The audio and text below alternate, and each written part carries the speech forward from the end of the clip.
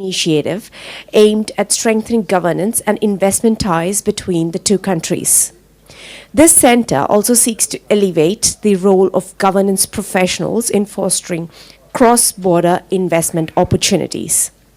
To deepen our understanding on this important topic, we are joined today by three distinguished speakers whose expertise spans across government, trade, and academia. Let me invite Mr. Sudhir Basavaraju. Sudhir serves as the Acting Associate Director of Investment NSW, where he leads engagement across priority markets including in Middle East, India, UK, and Europe. With over a decade of experience in international trade and investment, Sudhir previously worked with Trade and Investment Queensland, facilitating Indian investments into Queensland through global networks. Sudhir, we look forward to your insights on fostering bilateral investment. Please join us on the dais. Next, we have Ms. Nikita Kaur Chopra. Nikita is the CEO of the Australia-India Chamber of Commerce. Her journey is truly inspiring. She became the youngest woman appointed CEO of AICC in 2025, championing bilateral trade between India and Australia. Nikita began her entrepreneurial journey at the age of 22 and continued to build her legacy after migrating to Australia in 2018. Nikita, we warmly welcome you and are eager to hear your story and vision. Dr. Rohit Mehtani. Dr. Mehtani is a professor at the India Institute of Foreign Trade, specializing in international business, strategy, law, and negotiations. He leads key training programs for diplomats, civil servants, and trade officers, and brings a wealth of experience across academia, policy, and trade diplomacy.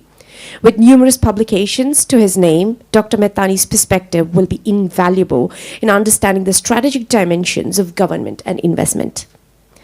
Let us now, please join us on the dais, Dr. Mehtani.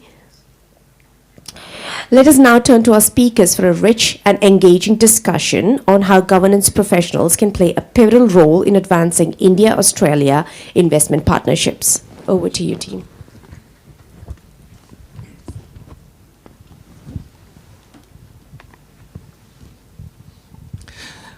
Thank you for that very wholesome introduction. I did not know it was going to be so long. First of all, welcome everyone to Sydney, all the ICSI delegates. I think you have chosen the right time because it's the first week of spring. We've had some terrible weather here in the past many weeks, so I think you're lucky to see the sunshine here. I think I'm the only one going to do a PowerPoint presentation because I have so many things to share, some facts and figures as well. So if that's all right. Okay, we're loading up the slides. That's good. So, all right. So to, again, very quickly, summarize, I am part of the priority markets. Sudhir Basavaraju is my name, part of the priority markets team, leading a few markets, spent some time doing trade and investment work. So this is very dear to my heart, and hopefully, I'm able to, kind of successfully communicate, the intricacies of this relationship, and also give you some very useful tips on how to do some successful business transactions here in New South Wales. So I'm a part of the Investment New South Wales, is part of the Premier's Department or the Chief Minister's Department in the New South Wales government. We are the Economic Development Agency. And we have our overseas posts spread across about 20 locations. We operate under a hub and spoke model. We have 6 major hubs across the globe, and about 12 spokes. So we cover almost all the major economies. And in India, we have had representation for about 15 years. Currently the Trade and Investment Commissioner is Malini Dutt, based in Mumbai. We have a team of 5 people working across various industry sectors. And on this side, on the Sydney end, you've got me. So, okay.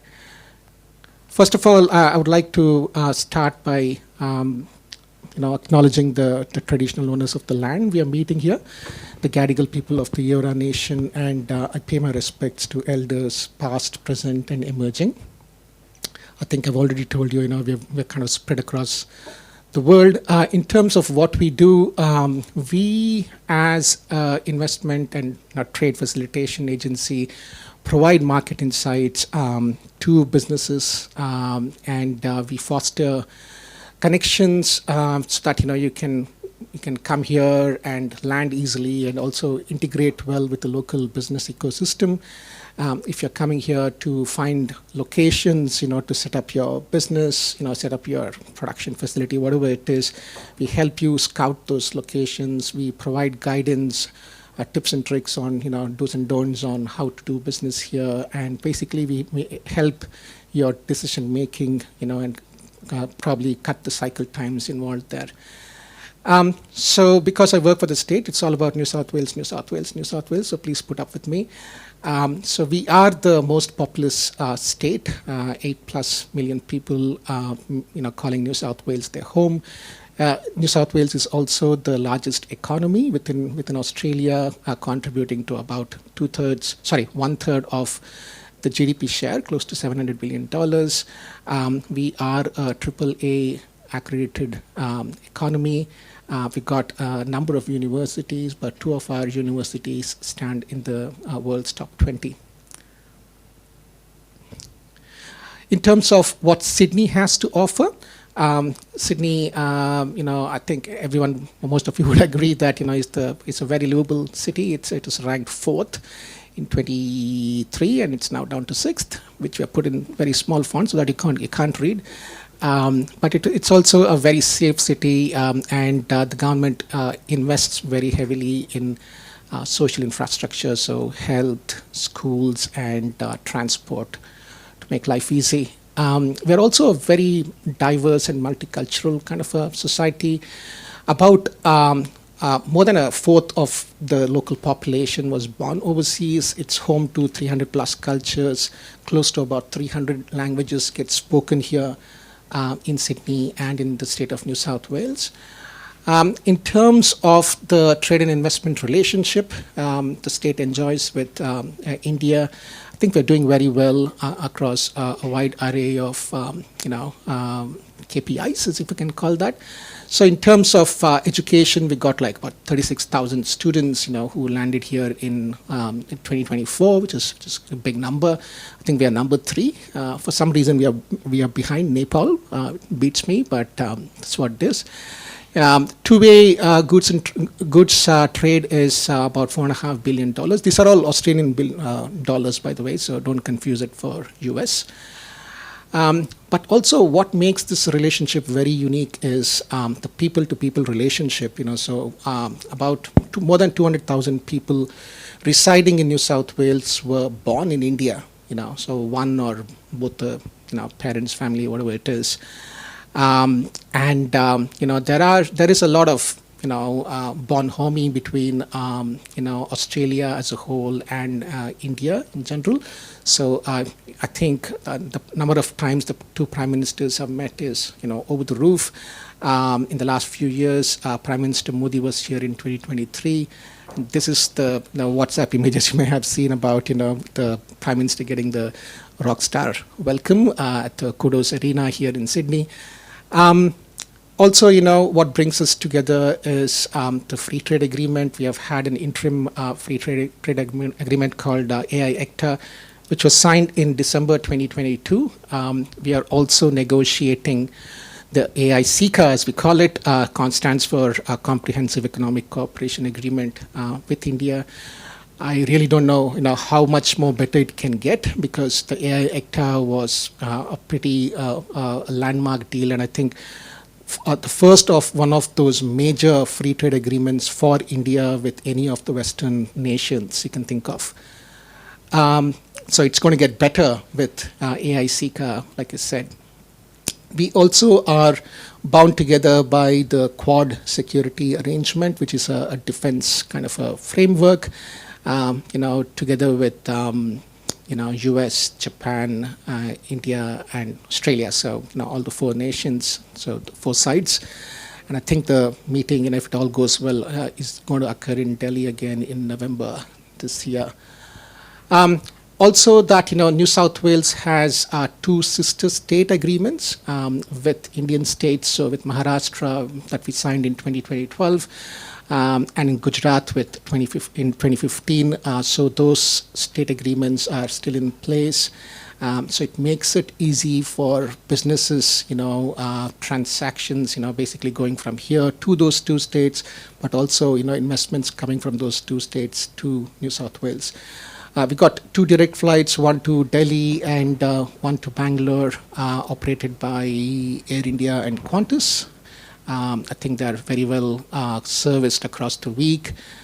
Not all the days of the week, but most of the days during the week. There is also the Western Sydney Airport coming up in next year, which is touted to kind of, have a huge big traffic as big as the Heathrow Airport by the end of next year, which is amazing because it is a part of Western Sydney where the bulk of the Indian diaspora has made its home here in Sydney. So, so it's not just an airport, but a lot of economic infrastructure coming all around the airport there. In terms of our export priorities for India, we basically sit together every year and brainstorm on where our capabilities are and how can we match with the demand coming out of India. And for this year, we think we're going to focus on mining and mets, smart cities, which includes urban infrastructure, sustainable infrastructure, and smart traffic and things like that. But we're going to be also big on net zero and clean tech. With technology, we're going to focus on attracting Indian unicorns and sunicorns to Sydney and to New South Wales. But we've got a very well-established education sector across both the tertiary and vocational sectors. So we got all our universities have some very healthy, very dynamic relationships with their counterparts in India. But just this year, TAFE New South Wales, which is the biggest vocational education provider across the country, also has set up a relationship with a Chennai-based vocational training college, which is very exciting. So in terms of attracting investments, I said, we are going to focus on, unicorns and sunicorns. I should emphasize that, we've got a tripartite agreement between Investment New South Wales, which is my agency, and NASSCOM, which is the biggest tech body in India, and Business New South Wales, which is the biggest chamber in this state.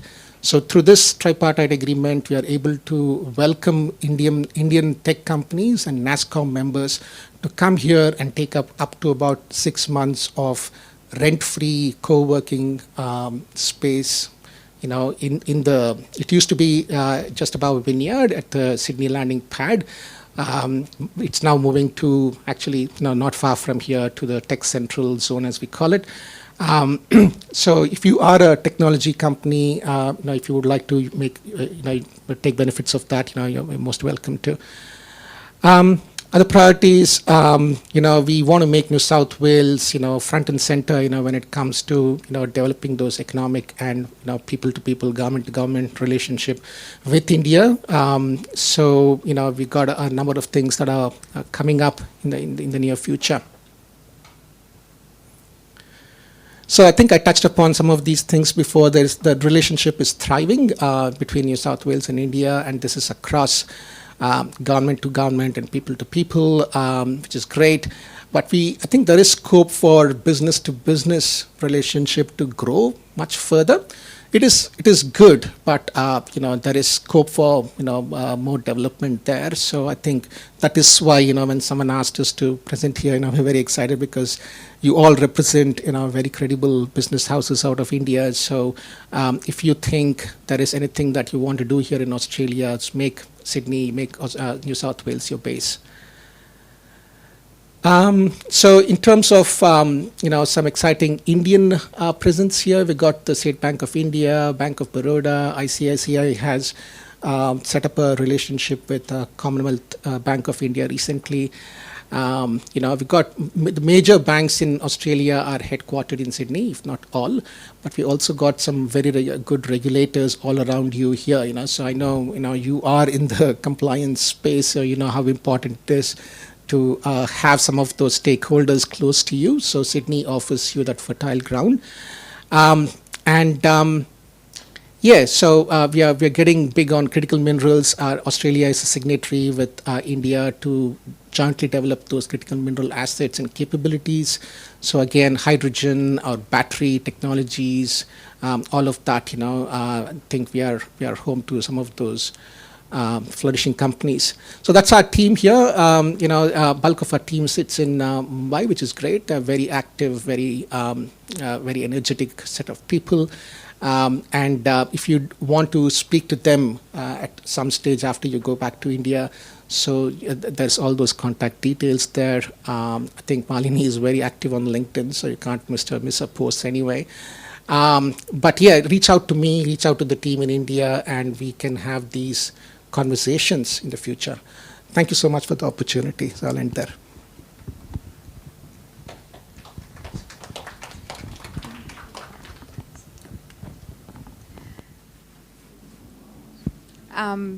Thank you, Mr. Sudhir. I think you've covered everything. But namaste, sashikal, and adab, everyone. It is an immense pleasure and, of course, an honor to be a part of this panel and welcome ICSI. I am the CEO for Australia India Chamber of Commerce, as you know now. But basically, as Mr. Sudhir mentioned, that it is not only about Invest New South Wales, which he highlighted, but it is across Australia that because of the AI ECTA, the talk of the business-to-business relationships have immensely grown. Mr. Manish, who's here, is also a proud member of AICC, Mr. Shalab, SBI in Sydney as well. So basically, the Chamber of Commerce is required to go hand in hand with the government bodies such as Invest New South Wales or Invest Victoria, Brisbane. But there are many challenges that at the moment we are facing, and we'll definitely talk on that because I think Mr. Sudhir has already highlighted the benefits, the acts, the comprehensive discussion which is going for AI CECA, it's called. But the challenges that we as the chamber or we as the not-profit helping to the business are facing is, as Mr. Ashish in the previous plenary also mentioned, the standardization, which is much more needed, I believe. At the moment, we are seeing that the ease of doing business for Australia is immensely good. But at the same time, it needs more of the work done by the government and the chambers. Of course, ICSI, which is here now, we had a discussion long time back that how we can build this foundation, a strong base between Australia and India, which is immensely great at the moment. But more of that is how we can bring these businesses in ease of doing business in Australia from India or from Australia to India. The amount or the impact of 2022 trade agreement is now at $18.9 billion, which has immensely increased. However, there are more of the challenges being faced under the tariff acts as well, which of course will be in discussion as well. At the Chamber of Commerce, we have realized that an example is a lot of businesses are approaching, such as the Makhana business, which is at a famous part in India as well, which are trying to get into how to start the business in Australia. So how to get the brand awareness in Australia, or how they can connect to the right buyers in Australia. So at Chamber, we are here to support that as a guide to them and liaise them with either Invest New South Wales, Victoria or any of the government bodies, um, we think that the government bodies or the government acts have done great job, but as a chamber we are here as a I would say cherry on the cake, where we encourage that business to business relationship in a more deeper version. So we'll be definitely talking it on more, because I was not highlighting what parts already Mr. Sudhir has highlighted. But we, as a panel today, maybe will be discussing more on the challenges that we are facing. So I'll pass it over to Dr. Rohit, and then we can continue more. Thank you. Thank you. Good morning. It's a pleasure to be here in this August gathering. I represent Indian Institute of Foreign Trade, which is a part of Department of Commerce of the Government of India. I would like to talk more about India's compulsions and challenges when it engages in bilateral trade agreements. India-Australia agreement is also one of the agreement which India has, and India is trying to upgrade it to a comprehensive economic partnership treaty. See, if we look at the track record of India's engaging in bilateral trade agreements, till up to 1991, India was only depending upon the outcomes of general agreement on tariffs and trade. It was just relying upon this multilateral framework of trade. And there is this special and differential treatment which was available. And India was also able to use the balance of payment related provisions, because of which it was able to impose quantitative restrictions, and it was also able to protect its domestic industry, infant industry. So there were provisions in the GATT. The only bilateral agreement that India had till that time could be the agreement that it had with Soviet Union in terms of rupee payment. That was the only agreement which we had till that time. From 1991 onwards, starting with the economic reforms subsequent to the acute balance of payment crisis that we had at that time,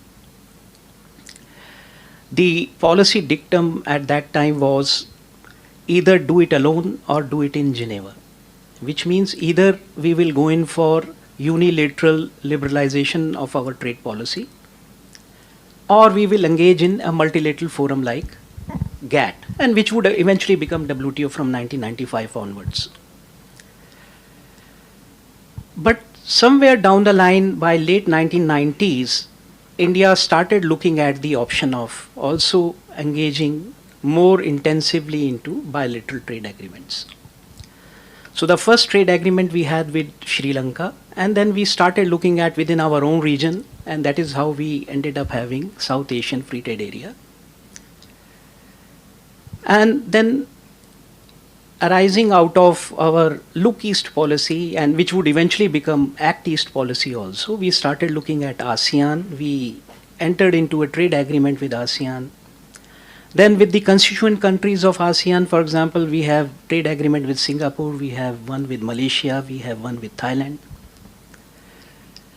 In East Asia, we entered into an agreement with Japan, with South Korea.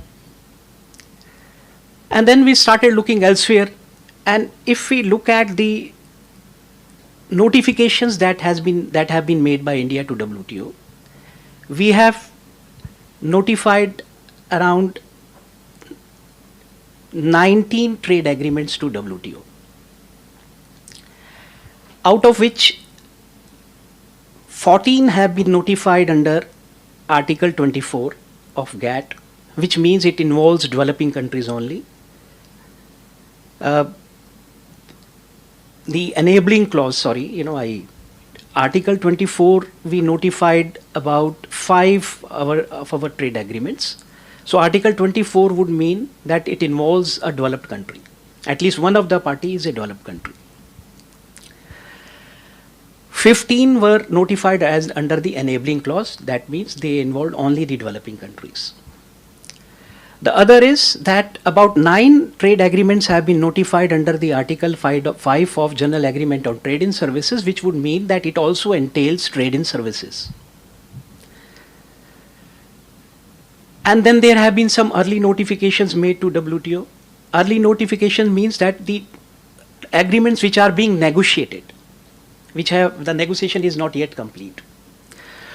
Officially, we have notified 4 agreements which we are undertaking, but actually there are more which we are engaging in. But as of now, we have only, as far as early notification is concerned, we have only done that for 4 agreements.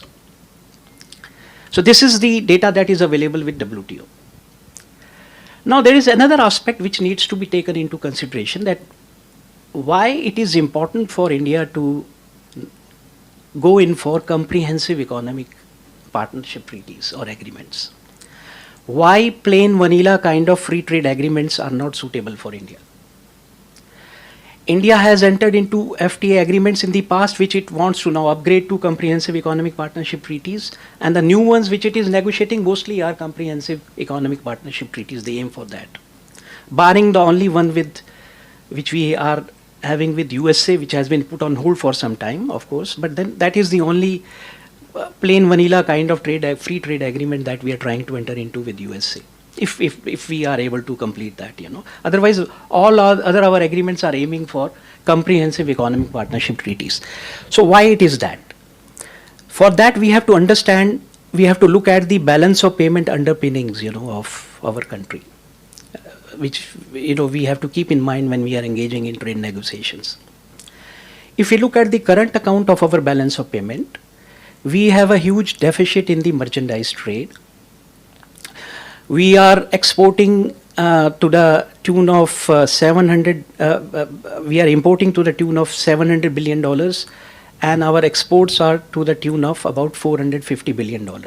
So that leaves us with a deficit of around $250 billion, which is a huge deficit, I am giving you the rounded figures, approximate figures, for the sake of understanding it, But they are very close to the actual real figures. So if $250 billion of trade deficit, merchandise trade deficit, is a big challenge for India. And it becomes much more complex because our import compressibility is very less. If we want to reduce our trade deficit by cutting down on our imports, that possibility is not there. 85 to 90% of our energy we are depending on imports. And then we are importing a lot of semi-processed goods. As a developing country, we have our compulsions, so therefore we really cannot cut down on our imports. The only way we can compress our merchandise trade deficit is by promoting exports. So if you look at the foreign trade policy of India, it is basically tuned towards that, that how do we encourage more of the exports of the existing products in existing markets, or selling existing products in the new markets, or how do we move up the value chain? How do we move up from raw materials to semi-processed goods, to fully manufactured goods, to branded, unbranded goods, and then finally to branded goods? Our trade policy is basically centering around this. Now look at the other heading of the current account, which is the services trade. There we are able to generate surplus.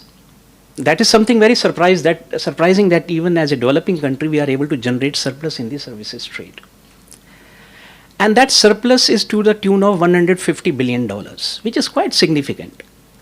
So our challenge is that how do we make an effort to increase our services exports, and if not increase, at least be able to sustain the surplus that we are generating in the services trade. Now this surplus is important because this surplus is able to mitigate our merchandise trade deficit to quite an extent. So if we had $250 billion in deficit in the merchandise trade, we subtract $150 billion which we are generating as surplus in the services trade, so that leaves us with $100 billion of deficit. Now if we look at the third heading, which is investment incomes, there we have of course a deficit of about $50 billion because there is an outflow of incomes generated on investments that have been made in the country. So there is an outflow of $50 billion, which is not a bad thing, because outflow in terms of investment incomes means that we are receiving more and more investments. So if this figure rises, it is only an indicator of huge investments that we receive in our country. Fourth heading is also very important, which is unilateral transfers, and within the unilateral transfers we have remittances. India is receiving now remittances to the tune of $110 billion. This year I think it may even touch $120 billion. India is the highest recipient of the remittances in the world. China is number 2. So at least there is something in which we are surpassing China. So if we count all these figures together, $250 billion deficit in merchandise trade, $150 billion surplus in the services trade, we are left with $1 billion, then add $150 billion on account of incomes that are going out, so that again takes it to $150 billion. Now subtract $110 to $120 billion of remittances, so that leaves us with about $30 to $40 billion of current account deficit. Now this is, look at this, starting with a merchandise trade deficit of $250 billion, we have a current account deficit of just $30 billion. So therefore, any trade agreement that we enter into, we need to cover services trade. Merchandise trade alone is not enough. And we also continue to reach out to NRIs and people of Indian origin, and so therefore diaspora, plays a very important role in India's, because we are receiving that much of remittances in our country. Now look at the capital account. External borrowings, of course, they are there. We also have inflows of banking capital. But what is more important is the investments, the foreign direct investments and foreign portfolio investments that we are now receiving in our country, which is a very significant amount. And overall, we are able to generate a surplus in the capital account to the tune of $90 billion. It could be touching $100 billion, so I'm talking about approximate figures. Now just look at it. You have a deficit of current account in the current account of $30 billion. You are generating a surplus of $90 billion in the capital account. So therefore, you are making a contribution of about $60 billion to the reserves in the form of balance of payment surplus in a year. So therefore, year after year, we have been generating surpluses, sometime more, sometimes slightly less. And starting with a position of where we had our foreign exchange reserves to the tune of less than $1 billion in 1991, reaching a situation where foreign exchange reserves are now touching $700 billion. This has happened because of this. So what does this mean? That plain vanilla kind of FTAs will not work for us because they only cover merchandise trade. They are important nonetheless, because we also want to export, increase our merchandise export. But then trade agreement is a give and take. So if we are thinking in terms of increasing our exports, we have to also think of imports that we will be undertaking when we enter into an agreement. So therefore, our agreements have to include services trade also, and we have to also include investments, because investments play a very important role in our capital account. So this is the reason. These are the balance of payment underpinnings of India when it enters into trade agreements. Until and unless these requirements are met, the trade agreement that we enter into will not serve our purpose. So that is why now you will be able to relate that why we are seeing these more and more of comprehensive economic partnership treaties, and that we are doing with Australia also. That comprehensive partnership treaty is being worked out now. So this is what I wanted to talk about. Maybe we will have some more questions coming in from the audiences at a later stage. I'll pass it on. I think, thank you, Dr. Rohit. It was very thorough, and what we wanted to hear about the data, the facts, and I think Mr. Sudhir would agree as well. But what do you think are the, just running out my question first, what do you think about the comprehensive word where we are heading towards? Because I know the tariffs have been eased, the food products or the agriculture products are a challenge for the exporters and importers, and therefore we as a chamber, reach out to a lot of queries of the businesses who are related to that, which really face challenges to get certifications. So do you think that the comprehensive will also invite those investors? See, if investments are important for us in the capital account, Investments will not come to our country because we now allow investments to come to our country. Investor will put money in our market only if he sees some business potential. So therefore, figures with regard to at what rate our economy is growing and how stable it is. And the point that you have raised is the ease of doing business. Then India is a federal structure, therefore investment in India would mean making investment in some state in the country. So you have to deal with the central government, and you have to also deal with the state governments, and within the state then you have to also deal with the, at the municipal level. So therefore, selling India as an attractive investment destination becomes a very important thing for us to do. And that is what Government of India tries to do all the time. That what kind of facilities are we creating in our country to attract those kinds of investments. If we talk about investments related to exports, we have provisions. For example, special economic zones have been set up in the country. Investments do not necessarily have to be made in the domestic tariff area. Investments can flow into the special economic zones also, and there we are able to provide a slightly better infrastructure than what would be available in the domestic tariff area. In the domestic tariff area, we have provisions with regard to 100% export-oriented units, but there we do not expect the foreign investment to flow into those kinds of units. If export-related foreign investment is coming to our country, it will normally be routed to special economic zones. See, if we look at any business model of today, it rests on three pillars. Global sourcing, global manufacturing, and global marketing. So when we talk about global sourcing, it is about being able to get your inputs from anywhere in the world. And it is in global sourcing that we see physical movement of raw materials, moving into the country, or semi-processed goods also moving into the country. When we talk about global manufacturing, we are talking about the possibility of setting up different stages of production process in different parts of the world. That we, our businesses are increasingly doing that. So if different stages of production process are located in different countries, then that would mean that there is a lot of movement of semi-processed goods across these different stages of production. So here we are talking about more in terms of trade of semi-processed goods. In the earlier case, we were talking about more about trade in raw materials when we talked about global sourcing. The third component is global manufacturing. Here we are talking about being able to set up distribution channels that would take our product to different parts of the world. So here we are talking about finished goods, trade in finished goods, branded as well as unbranded goods.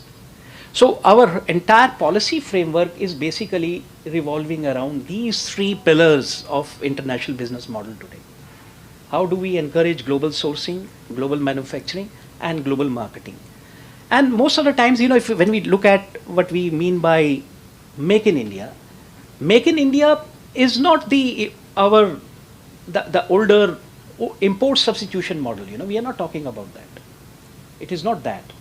Then what is it, this Make in India model? The Make in India model is that Indian companies making in India for Indian market, Indian companies making in India for the foreign markets, foreign companies making in India for the Indian market, foreign companies making in India for the foreign markets. So when we talk about Make in India, we are looking at all these four components. And as you can see, in this model, it entails a lot of foreign investments.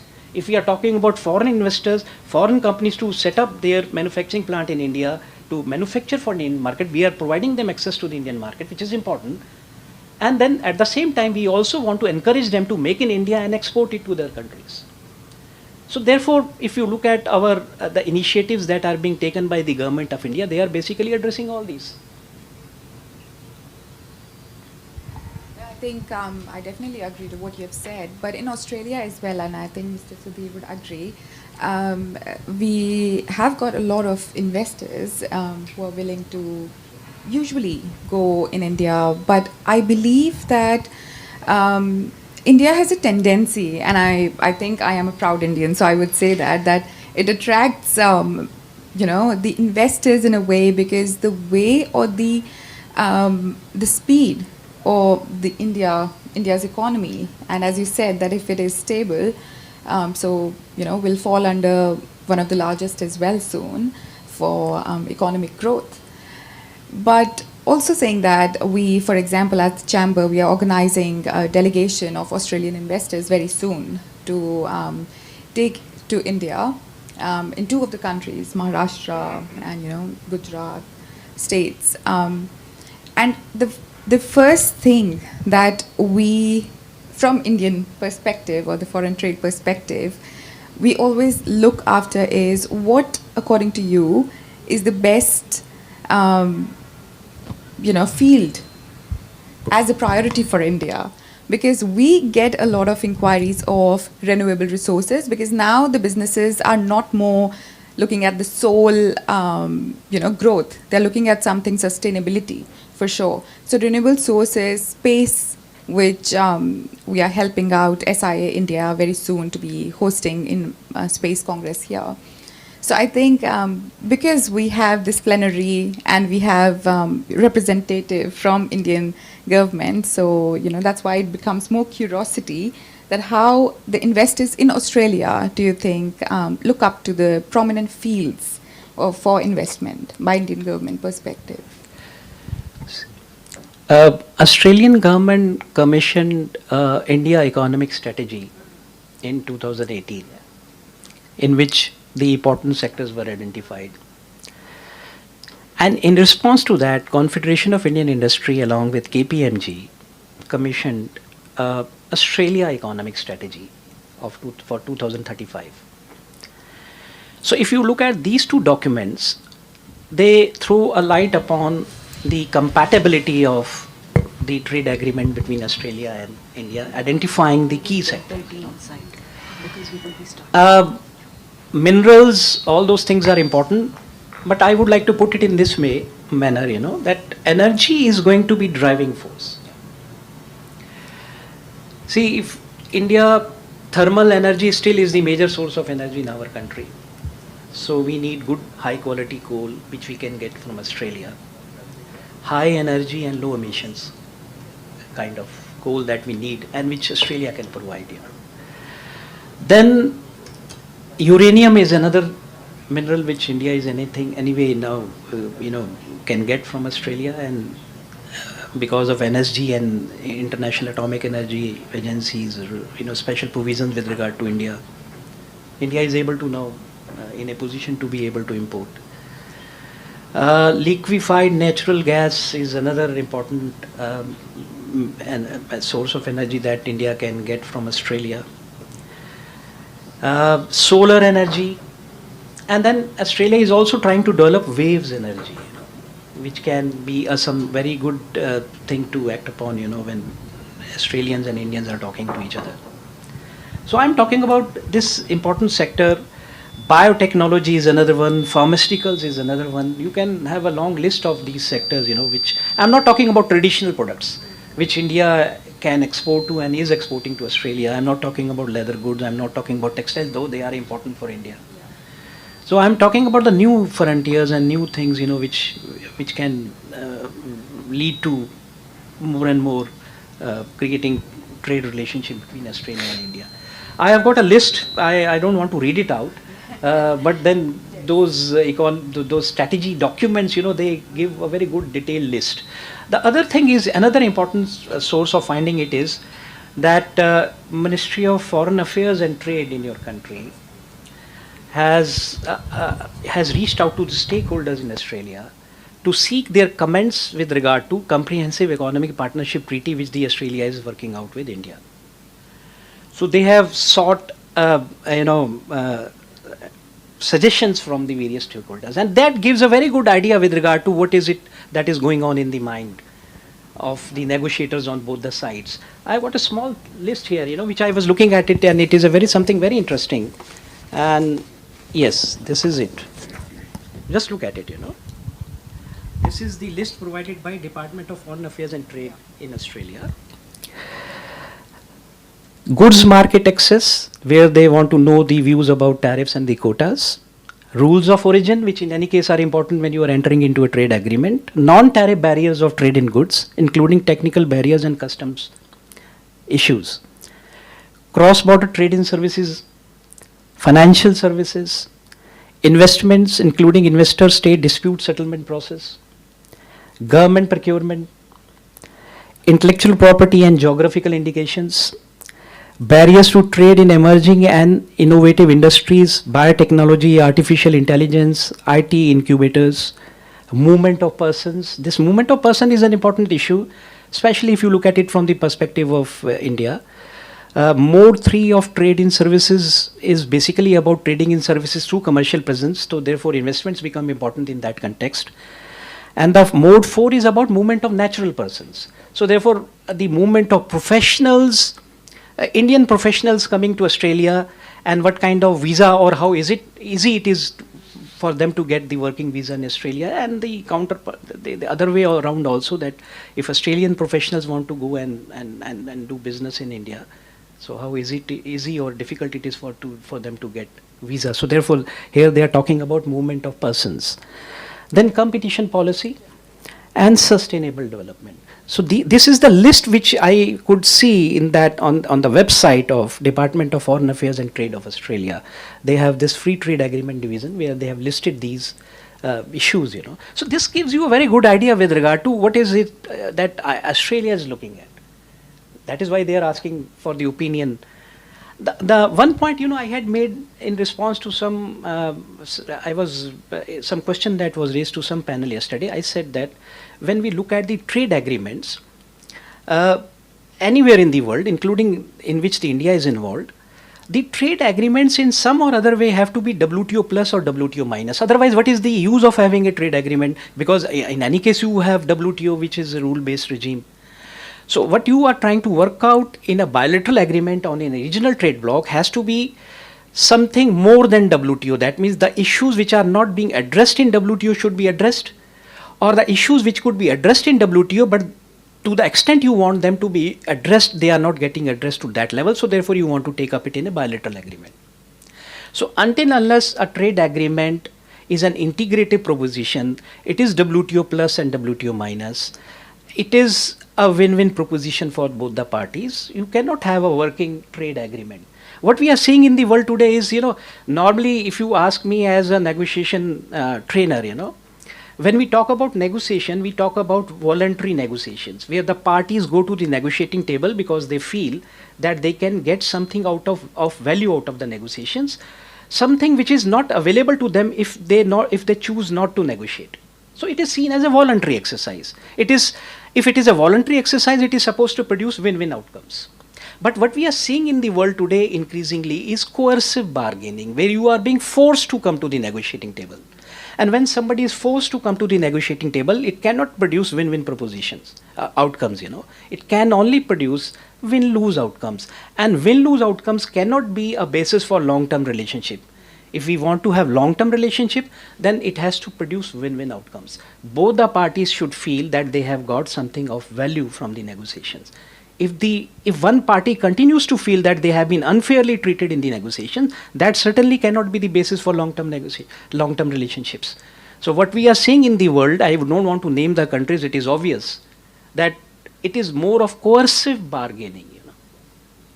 Yeah. And to add to it, I think textiles used to be the traditional, one field, but what we have seen, and I think Mr. Sudhir would agree, it has increased the number of businesses that are approaching the chamber or the New South Wales or the government bodies. It is that textiles is at a really big price now, and we are very proud, to be honest, when people from India or businesses from India are willing to collaborate here with Australian businesses, and this government-private bond is now at the rise. So I think thank you for bringing all of that in detail. And if Mr. Sudhir wants to add something.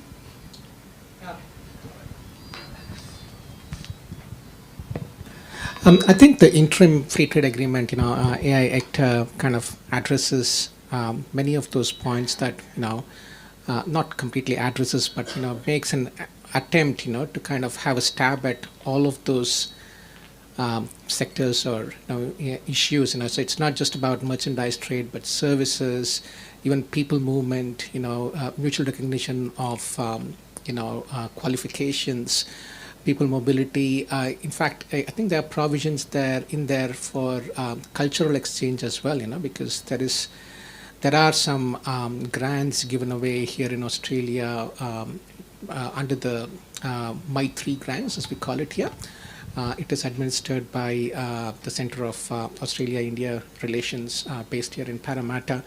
So, that was my remark earlier on, on how the AI Acta itself was pretty comprehensive, personally speaking. It looked very wholesome. And I don't know, how, maybe this AI Seeker will, I don't know, it's like reaching for the stars, I think, which is great. I think we should be ambitious. We should do it. But I think, as you said, Nikita, I think agri sector is a very touchy sector across the globe, across economies, across cultures. So no wonder, it is taking time to kind of finalize it. But you never know, that it can get very dramatic, all of a sudden. We have seen that happen with AI Acta when no one was hoping that there is a, free trade agreement coming, when we're all caught up in COVID and, just confined to our homes. We just saw the news up here on TV, so that, let's leave the door open for, some good, exciting announcements like that to happen. Not that I have any knowledge about anything, but, just saying. Sorry, just on textiles, I think there is a quota that the Indian Ministry of Commerce has set for importing Australian cotton into India. I don't know the numbers exactly, but it is a fairly big quota, which is, I think it's got an end date to it. Maybe it's already ended or going to end soon this year. And Australia, through that quota has supplied a whole lot of cotton into India, which is great. So those numbers have really spiked a lot, which again shows that there is probably scope for those kind of relationships there, because India is looking for sustainable sources to import some of those cottons. I think it's at the end of the day, every FTA is trying to build those ties, ease those shocks, and kind of create encouragement for more cultural ties. So I think it will be exciting to see what the AI Seeker will achieve. So you made a mention of agribusiness. So it is in that context that sanitary and phytosanitary measures become very important, and in fact that is also one of a very important issue that is being taken up by the two sides. So I think, yes, as Mr. Sudhir mentioned, that we are waiting for that drama to be released very soon. But thank you, everyone. I think. So that would be all. Maybe we can. Thank you, speakers. I'm sure the delegates had a few questions or in their mind. Good. And it's been clarified, and I'm sure you guys will be here around to clarify any more questions if they have. But before you go, I would like to invite our council member, Manish Gupta, and former president of ICSI, to facilitate the speakers. Manish ji, please.